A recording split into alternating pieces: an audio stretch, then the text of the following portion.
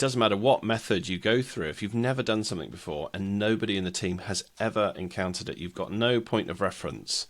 Yeah. It's not really a method problem. It's an experience problem. CTIO 101, Business Technology, Simplified and Shared, sponsored by Fairmont Recruitment, hiring technology professionals across the UK and Europe. Don't forget to subscribe. I was able to go back to our lead developer and say, well, look, we've been asked how much this is. And he was like, oh, that's really big. And so immediately it was like, well, how big is it compared to this other piece of work we did? It's like, probably not quite as big as that. And it's like, oh, okay, then what? A lot smaller or just a bit smaller? So probably a bit smaller. And we had this discussion about how big it was compared to this thing we'd done. And I was able to say to him, well, that thing took us 2 months.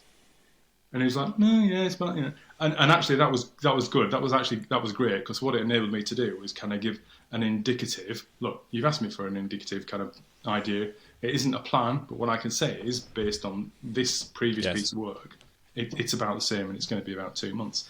And I think that's a core part when we talk about planning in Agile.